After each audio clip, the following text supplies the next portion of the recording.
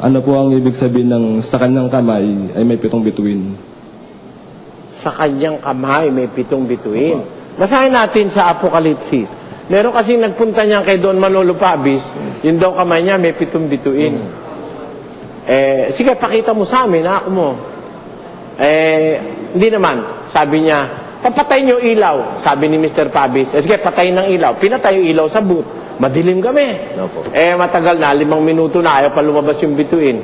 Wala naman yata akong bituin yan eh. Hindi ka, meron pa ikang ano ron eh, meron pa ikang ilaw dun sa technician's booth eh. Pinapatay, sabi ni Don Manolo, Bating, patay mo ilaw mo dyan. Pagkatapos, nung patay na lahat ng ilaw, wala nang ilaw. Sabi ko, mga kababayan, hinihintay po namin na lumabas ang 7 bituin. Walang lumalabas. Nung wala yata lalabas yan, masasayang oras natin, pinabuksan uli ni Don Manolo yung ilaw, no? Galit na galit sa akin yung babae. Bakit daw po? Ako raw ang pahamak sa buhay niya. Salaga, hindi niya mailitaw yung 7 bituin. Dati raw naililitaw. Bakit nung nandun ako nakatingin, ayaw lumitaw? Siguro ako duwag yung bituin. Kaya may umaangkin siya raw, may 7 bituin. Pero nasa Biblia yon, pakinggan niyo. Sabi po sa 1 ng Apokalipsis sa talatang 13 patuloy, at sa gitna ng mga kandilero ay may isang katulad ng isang anak ng tao na may suot na damit hanggang sa paa at may bigkis ang dibdib na isang pamigkis na ginto.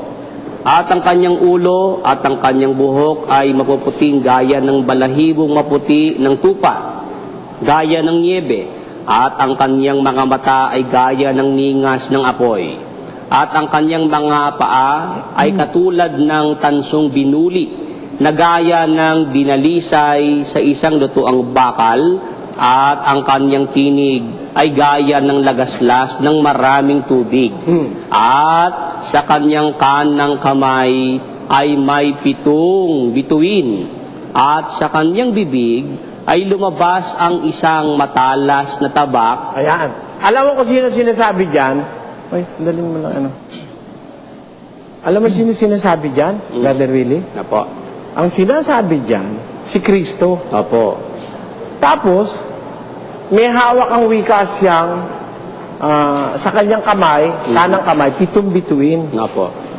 Dahil sa makatwid, nasa kamay ni Kristo yung 7 bituin. Apo. Tanungin natin kung ano kahulugan ng bituin na hawak-hawak ni Kristo sa kanyang kanang kamay. Punta tayo sa 1. Naman po, ang sabi, ang hiwaga ng 7 bituin na iyong nakita sa aking kanang kamay at ng 7 kandilero ginto. Ang 7 bituin ay ang mga anghel ng 7 iglesia. Ayun. Yung palang 7 bituin, anghel pala yun. Ibig sabihin, hawak ni Kristo, nasa ilalim ng kanyang kapangyarihan, yung 7 anghel na bantay dun sa 7 iglesia sa Asia, sa Pergamo, sa Tiatira, sa Sardis, sa Laodicea, sa Efeso, sa Esmirna, at saka sa Philadelphia. Yun ang 7 mga iglesia, mga lokal ng iglesia sa Asia noon. May mga bituin yun, merong mga anghel na bantay doon. Hawak ni Kristo yun. Ibig sabihin, si Kristo may command doon.